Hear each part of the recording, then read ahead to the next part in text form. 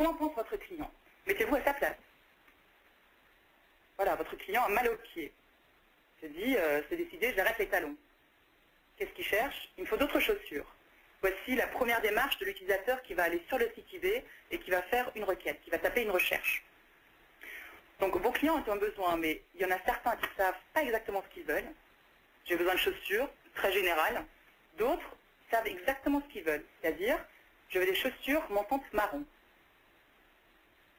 Donc vous avez deux possibilités. Pour les indécis, donc ceux qui ont juste besoin de chaussures, sans préciser quel type de chaussures, vous pouvez choisir des mots-clés assez généraux et vous pouvez donc diriger l'utilisateur vers votre page d'accueil ou vers votre page produit de votre boutique. Donc on va suivre tout de suite ce cheminement. Voilà l'utilisateur qui a besoin de chaussures. Vous allez choisir déjà un texte annonce assez large, besoin de chaussures, et ensuite vous allez mettre des mots-clés qui sont pas plus définis que cela, donc des mots-clés en requête large. Basket, chaussures, chaussures, mocassins, etc. Et en cliquant sur votre annonce, l'internaute arrive sur votre page de votre boutique, avec toutes les chaussures possibles. Deuxième cas de figure, ceux qui savent exactement ce qu'ils veulent, c'est-à-dire je veux des chaussures montantes marron. Dans ce cas-là, vous allez choisir des mots-clés qui sont précis et vous allez diriger l'utilisateur directement vers l'article qui correspond donc à cet article. Donc on reprend l'exemple, l'internaute veut des chaussures montantes marron. Non seulement vous allez indiquer ce mot-clé-là dans votre titre, mais en plus, en tant que mot-clé, vous voyez, vous allez choisir des mots-clés qui sont en rapport direct avec ce que l'internaute cherche. Donc chaussures montantes pluriel, montantes marron, etc. Et vous allez aussi les mettre entre guillemets, c'est-à-dire que vous allez les définir comme requêtes exactes. Et on parlera de ces requêtes un peu plus tard dans la présentation.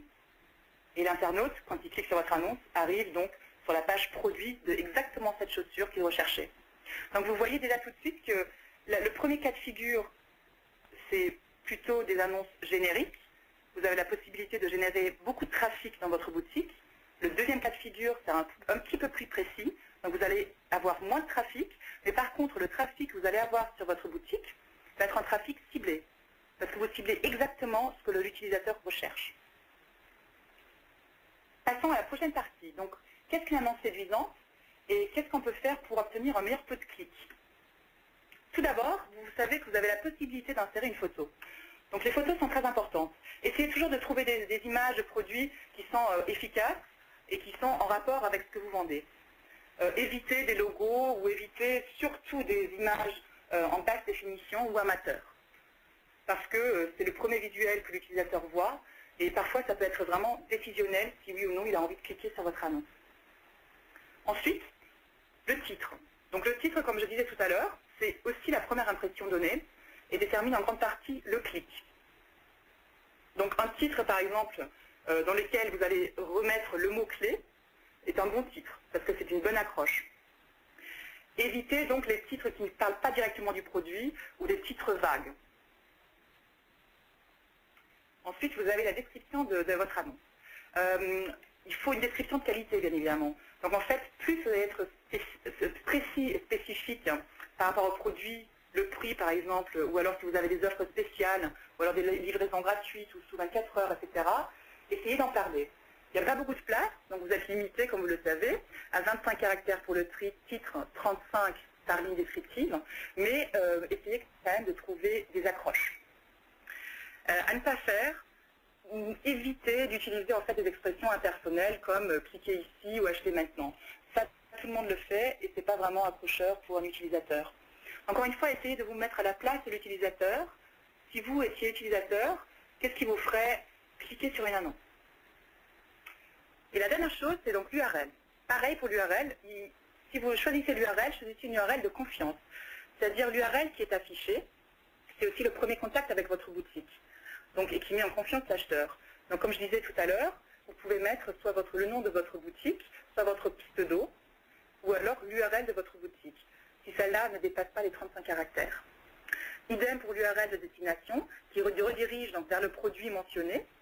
Là aussi, essayez, non seulement essayer, mais utiliser une URL qui fonctionne, une URL qui mène soit vers votre boutique eBay, soit vers le produit spécifique de votre boutique.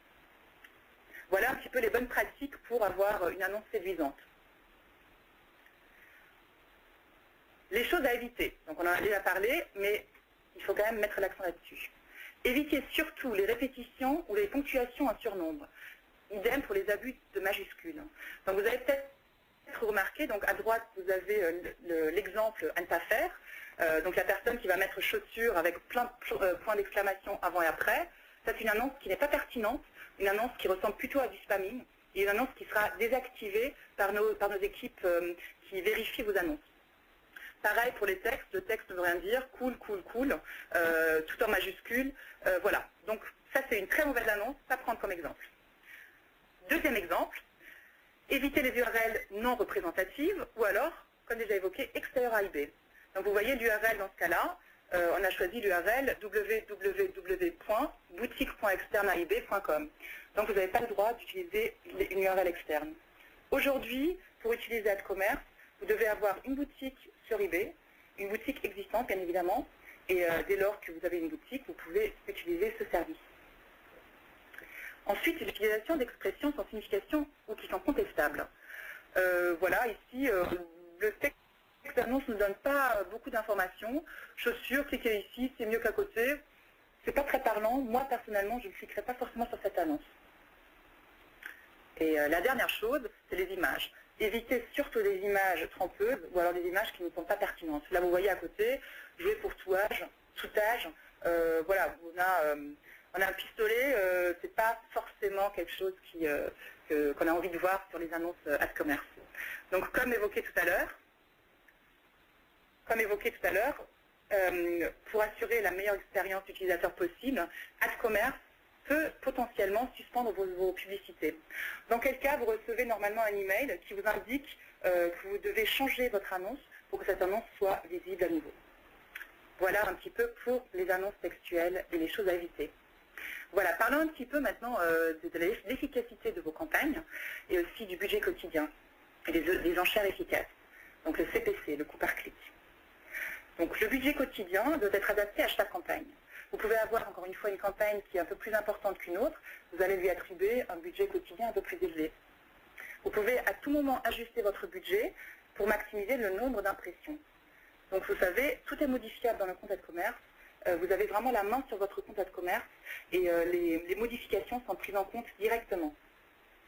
Une bonne pratique, c'est que le budget, ou une bonne manière de choisir le montant de votre CPC, en fait, c'est de vous dire que le budget quotidien doit être 20 fois supérieur au CPC maximum. Là, vous êtes sûr que vous allez avoir beaucoup d'affichage. Passons maintenant au CPC. Donc, comme évoqué tout à l'heure, vous devez choisir un CPC max par mot-clé. Vous pouvez aussi le faire par groupe d'annonces. Vous pouvez ajuster ce CPC max par mot-clé.